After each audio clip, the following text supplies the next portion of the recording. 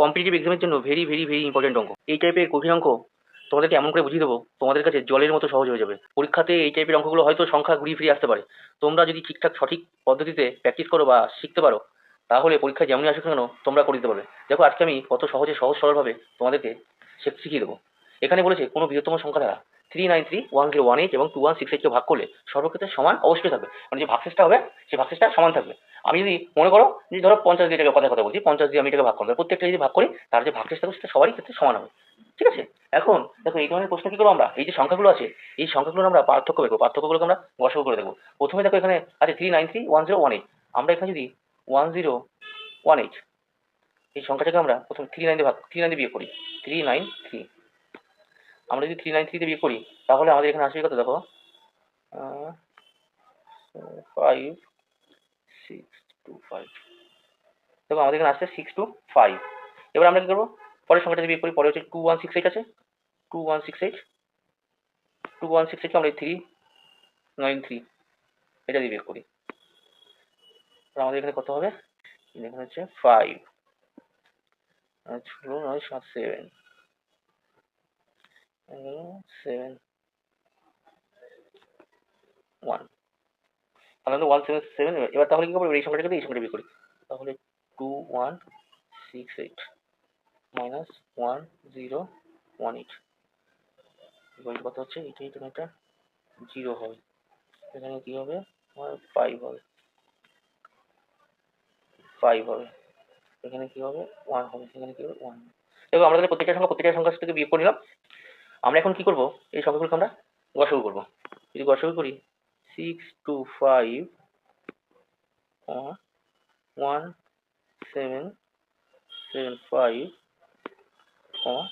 1150। আমরা যদি গসাগু করি তবে এখানে 5 দিয়ে করি, 5 12 60, 5 5 25, এটাকে করলে হচ্ছে 3 5 15, 17 2 27, 5 5 25, 2 5 5 25। এটাকে করলে হচ্ছে 5 2 10, 1 3 5 15। এটাকে আবার একটা নিই, 5 5 5 25 125 হবে। আচ্ছা এখানে হচ্ছে 5 7 35, 5 1 5 1, এখানে হচ্ছে 4 5 20, 5 6 30। তাকে এবার যে 25 71 মানে আমাদের আর হবে না। তাহলে আমাদের এখানে গসাগু কত আসবে, আমাদের গসাগু আসছে তাহলে এখানে 5 × 5 25।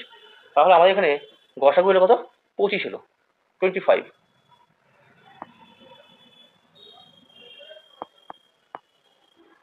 গসাগু 25।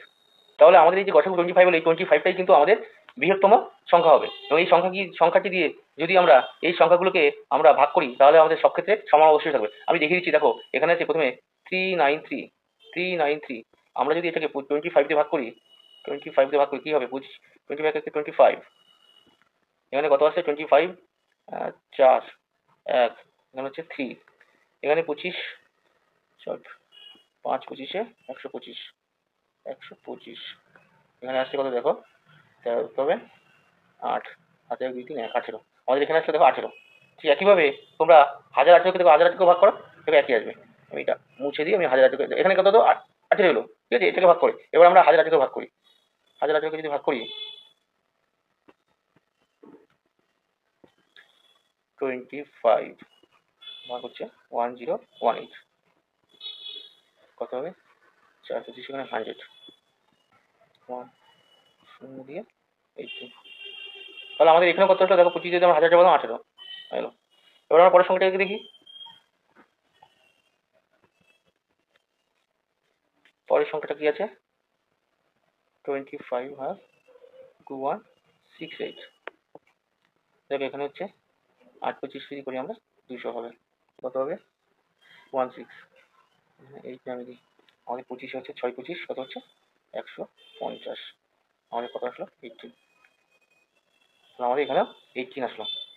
তার মানে আমাদের দেখো আমরা যদি এই 25 দিয়ে প্রতিটা সংখ্যাকে আমরা ভাগ করি, তাহলে 393 কে ভাগ করছি আমরা 25 দিয়ে, আমাদের সেই 18, 1018 কে আমরা 25 দিয়ে ভাগ করছি, আমাদের এই 18, এবং 2168 কে আমরা 25 দিয়ে ভাগ করছি, আমাদের 18। তাহলে এখানে যদি কোনো বৃহত্তম সংখ্যা এইটাকে ভাগ করলে সর্বক্ষেত্রে অবশ্যই সমাধান, কোন বৃহত্তম সংখ্যা, বৃহত্তম সংখ্যাটি হচ্ছে 25। এক্সামে আমরা এই টাইপের অঙ্ক পেলে আমরা কি করবো তাহলে, যে সংখ্যাগুলো থাকবে প্রতিটা সংখ্যাকে আমরা সংখ্যাগুলোকে বিয়োগ করে নেবো। বিয়োগ করে আমাদের যে সংখ্যাগুলো আসবে সেই সংখ্যাকে আমরা গসাগু করবো এবং গসাগু যেটা হবে সেটাই আমাদের বৃহত্তম সংখ্যা হবে।